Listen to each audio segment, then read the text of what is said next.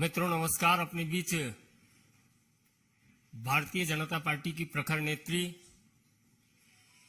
और केंद्रीय मंत्री श्रीमती स्मृति ईरानी जी आपको संबोधित करेंगी। बगल में हमारे राष्ट्रीय मीडिया प्रमुख मुख्य प्रवक्ता और राज्यसभा सांसद माननीय अनिल बलूनी जी हैं। मेरा विनम्र निवेदन है आदरणीय स्मृति ईरानी जी से कि आपको संबोधित करें।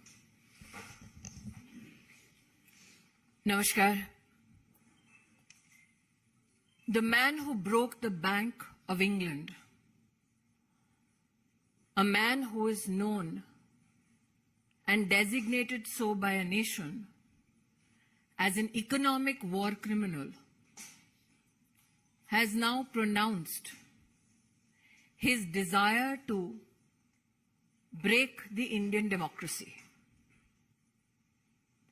As you all know, George Soros,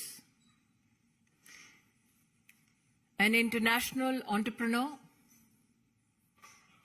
who hedges bets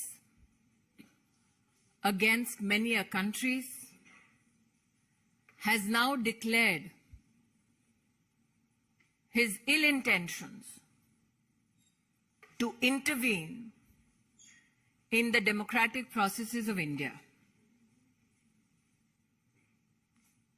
That George Soros wants a government which is pliable to his needs is more than evident from his statements. That he has pronounced funding of over $1 billion, particularly to target leaders like Prime Minister Modi, is significant. As a Karyakarta of the Bharatiya Janata Party, this is an appeal to every Indian citizen. Every 5 years, we all democratically elect a government to serve the needs and aspirations of India. We as a nation state, during COVID, became the pharmacy to the world. We as a nation state are witness how Prime Minister Modi has ensured food security for 800 million Indians. We as a nation state are witness to the Amrit Kal budget, which has the highest allocation for defense. We as a nation state are, together with Prime Minister Modi, laying the foundation for the future of our country that will not only inherit our dreams, but a resilient and stronger economy. It is to be highlighted that when India rose to the 5th largest economy of the world, when the President of the United States of America, the Prime Minister of England, the President of France, publicly extended gratitude to the Indian Prime Minister and India for enabling employment not only in India, but also these 3 designated nations. Such is a time where the imperialistic intentions of an entrepreneur come to light. Today, as a citizen, I call upon every individual and organization, societal or political, to denounce the intention of this individual who seeks to demonize our democracy, weaken our democratic interests, and who brings an onslaught to the economy of India all so that he can personally gain. Those who Mr. Soros finds pliable need to know that India has defeated imperialistic designs before and shall do so again. Those who support Mr. Soros need to know that democracy has prevailed in India and will continue to do so. And particularly, as a Karyakarta of the Bharatiya Janata Party, these designs to weaken Indian democracy will be met with the might of India under the leadership of Prime Minister Narendra Modi. आज देश की जनता को एक नागरिक होने के नाते आह्वान करना चाहती हूं। एक विदेशी ताकत जिसके केंद्र बिंदु में है एक व्यक्ति जिनका नाम है जॉर्ज सोरोस। उन्होंने ऐलान किया है कि वो हिंदुस्तान के लोकतांत्रिक ढांचे पर चोट करेंगे। उन्होंने ऐलान किया है कि वो प्रधानमंत्री मोदी को अपने वार के मुख्य बिंदु बनाएंगे। उन्होंने ऐलान किया है कि उनके चलते वो हिंदुस्तान में अपनी विदेशी ताकत के अंतर्गत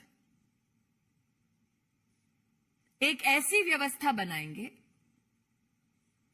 जो हिंदुस्तान के हितों का नहीं बल्कि उनके हितों का संरक्षण करेंगे। आज देश की आवाम को मैं अपील करना चाहती हूं, चाहे आप व्यक्ति हो, चाहे आप संगठन हो, चाहे आप राजनीतिक दल हो, हिंदुस्तान ने वर्षों वर्ष तक एक लोकतांत्रिक व्यवस्था में अपनी सरकार को चुना है। जॉर्ज सोरोस का ये ऐलान कि वो हिंदुस्तान में मोदी को झुका देंगे, हिंदुस्तान की लोकतांत्रिक ढांचे से चुनी हुई सरकार को ध्वस्त करेंगे, उसका मुंहतोड़ जवाब हर हिंदुस्तानी को देना चाहिए। यह हम सबको ज्ञात है कि जब विश्व में इस बात की चर्चा थी कि कोविड में हिंदुस्तान का क्या हश्र होगा, तो प्रधानमंत्री मोदी ने 80 करोड़ नागरिकों की खाद्य सुरक्षा की दृष्टि से हर गरीब तक अनाज पहुंचाया। जब विश्व में ये चर्चा थी कि कोविड में हिंदुस्तान वैक्सीन और दवाई की दृष्टि से अपना संरक्षण कैसे कर पाएगा, तब प्रधानमंत्री मोदी जी के नेतृत्व में 200 करोड़ वैक्सीन की डोजेज न सिर्फ हिंदुस्तानियों को मिली मुफ्त, बल्कि साथ ही 160 देशों की सहायता हिंदुस्तान ने की। हिंदुस्तान इस बात का साक्षी है कि अमृतकाल का ये बजट भारत की रक्षा प्रणाली के लिए सबसे ज्यादा आवंटन करता है। आज जब भारत को अमेरिका के राष्ट्रपति, फ्रांस के राष्ट्रपति, इंग्लैंड के प्रधानमंत्री आभार व्यक्त करते हैं कि उनके देशों में हिंदुस्तान और हिंदुस्तानियों की वजह से आज आर्थिक संबंध और मजबूत हो रहे हैं, जब भारत विश्व की 5वीं सबसे बड़ी अर्थव्यवस्था बनकर उभर रही है, ऐसे में हिंदुस्तान के लोकतांत्रिक ढांचे में हस्तक्षेप करने का ऐलान करने वाले जॉर्ज सोरोस को एक स्वर में हम जवाब दें कि लोकतांत्रिक परिस्थितियों में लोकतांत्रिक ढांचे से चुनी गई हिंदुस्तान की सरकार और हिंदुस्तान के प्रधान सेवक नरेंद्र मोदी ऐसे गलत इरादों के सामने सर नहीं झुकाएंगे। जब जब हिंदुस्तान को चुनौती दी गई, हमने विदेशी ताकतों को पहले भी हराया है, आगे भी हराते रहेंगे। कोई प्रश्न है तो रविकांत राय, टाइम्स नाउ। 1 मिनट अंकित। रविकांत, आपको क्या लगता है कि भारत सरकार और भारत के प्रधानमंत्री की छवि को धूमिल करने के लिए अंतर्राष्ट्रीय स्तर पर कोई साजिश रची जाए? देखिए, ये मात्र छवि को धूमिल करने का दुस्साहस नहीं है। अगर आप उस वाक्य को बड़ी बारीकी से सुने, वो सत्ता परिवर्तन की बात करते हैं, तो आप इसको मात्र इमेज से इसका संबंध ना जोड़ें। हिंदुस्तान की लोकतांत्रिक व्यवस्था को ध्वस्त करने का ऐलान किया गया है। अंकित गुप्ता, एबीपी। जॉर्ज सोरोस की बात करें तो इससे पहले भी प्रधानमंत्री नरेंद्र मोदी के ऊपर जो हमलावर रहे हैं, वो लगातार कहते रहे कि प्रधानमंत्री हिंदू राष्ट्र बनाने की बात करते हैं। पिछले 3-4 सालों से उनके इस तरीके के बयान दुनिया के तमाम नेताओं के लिए, तो आखिर मकसद क्या है? और भारत में भी कुछ पार्टीज हैं जो लगातार वो ये कह रही कि अंतर्राष्ट्रीय साजिश हो रही है देश में विपक्ष के खिलाफ इस तरीके से। मैं इतना ही कहना चाहूंगी, उनके अगर अपने शब्दों को आप देखें तो वो चाहते हैं कि उनकी विदेशी व्यवस्था को जो सरकार सहयोग कर दे, ऐसी सरकार हिंदुस्तान में उचित है। नरेंद्र मोदी जी का बार बार और हिंदुस्तानियों का बार बार ये कथन रहा है कि हमारी सरकार हमारे हितों का संरक्षण करेगी, हमारी सरकार हमारी व्यवस्थाओं को सुदृढ़ करेगी और हम ह्यूमन सेंट्रिक ग्लोबलाइजेशन में विश्वास करने वाले देशवासी हैं। लेकिन जॉर्ज सोरोस का जो ऐलान हुआ है, वो ऐलान आप निश्चित रूप से बारीकी से समझें। वो हमारी डेमोक्रेसी को ध्वस्त करने का ऐलान मात्र इसलिए करते हैं ताकि उनके हैंड पिक्ड लोग सरकार चलाएं। आमोद राय, टीवी 9।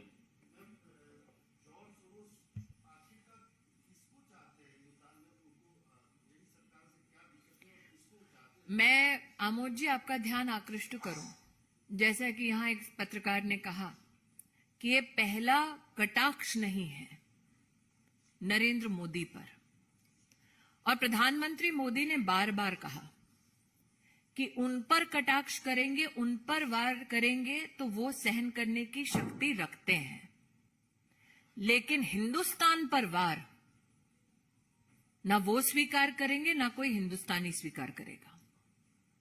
जॉर्ज सोरोस किसको फंड करते हैं, ये मुझसे बेहतर आप पत्रकार जानते हैं। Mohit Bhatt, Times Now, please. Yes. There is a pattern in which George Soros speaks. Earlier also he tried to interfere in the internal affairs of our country. Where speaking 2 years ago, he stated that PM Modi has put on punitive restrictions on people of Kashmir. He talked about it, how the government is trying to take over the citizenship, and now he says that Adani vote will bring the downfall of PM Modi. He's interfering into the internal affairs, and now we see the Congress party leaders are coming out and supporting the statement that is being given by him. I will only say this. Any political organization that seeks to serve the interest of India will stand in solidarity with India and against George Soros. Any political organization that matches steps with George Soros will stand exposed in front of the Indian electorate. Yes, it is true that George Soros has not only attacked Prime Minister Modi, he has attacked the intention and the will of the Indian Parliament. That now he seeks to attack democratic processes in India is an issue I find no political organization that is constitutionally steeped in protecting Indian interests can support. Thakur Ravindra Singh, Zee news. क्या George Soros एक इतना ताकतवर व्यक्ति है कि भारत के लोकतंत्र या लोकतांत्रिक प्रक्रिया को ऊंची कर सकता है? प्रधानमंत्री नरेंद्र मोदी इतने कमजोर हैं कि एक व्यक्ति के कारण से पदच्युत हो सकते हैं, या आपको लगता है कि उस व्यक्ति के साथ वैसी पूरी ताकतें खड़ी है जो बीजेपी या प्रधानमंत्री नरेंद्र मोदी के खिलाफ है? मैं दोबारा रविंद्र जी, क्योंकि आपका विस्तार से विश्लेषण आपने किया है, 2-3 चीजें आपके सम्मुख रखना चाहूंगी बड़ी विनम्रता से। उन्होंने एक फंड का ऐलान किया $1 बिलियन का, जो वो हिंदुस्तान में और जहां जहां हिंदुस्तान के इंटरेस्ट है वहां पर संचारित करेंगे ताकि हिंदुस्तान को ठेस पहुंचे। उन्होंने, मैंने पहले भी एक पत्रकार मित्र से यहां कहा, मोदी की इमेज पर वार पहली बार नहीं हुआ है। हिंदुस्तान के लोकतांत्रिक ढांचे पर वार का ऐलान उन्होंने पहली बार किया है जॉर्ज सोरोस ने। इन दोनों के बीच का फर्क समझना जरूरी है। और मैं पुनः कहती हूं, भाजपाई हूं इसलिए नहीं, हिंदुस्तानी हूं इसलिए कि एक विषय है जिस पर किसी भी राजनीतिक दल का किसी और राजनीतिक दल के साथ मतभेद नहीं हो सकता, क्योंकि ये आक्रमण, this war is trying to be mounted against India, and what stands between that war and our countries interests is prime minister Modi. Prashant, news 24, उसके बाद यतीन्द्र जी और संजय शर्मा। ये अंतिम प्रश्न होगा, 3 ही। जी,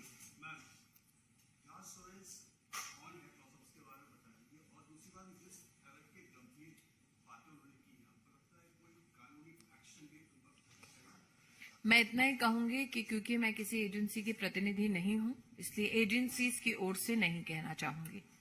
लेकिन हाँ, निश्चित रूप से जब हिंदुस्तान की सॉवरेन राइट्स के ऊपर कोई प्रहार करने का प्रयास करता है तो जो अधिकृत संस्थाएं हैं वो निश्चित रूप से कार्रवाई करती हैं।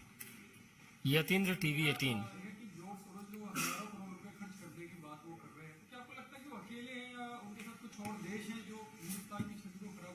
मैं इतना ही कहूंगी कि जिन जिन को वो पैसा पहुंचाते हैं, ये उनके लिए संदेश है कि आप चाहे इन इरादों के साथ वो पैसा प्राप्त करते हो कि आप हिंदुस्तान को कमजोर कर देंगे, लेकिन हिंदुस्तान नरेंद्र मोदी के नेतृत्व में ना कमजोर होगा, ना झुकेगा, बल्कि आगे ही बढ़ता जाएगा। अंतिम प्रश्न है लोकमत से संजय शर्मा।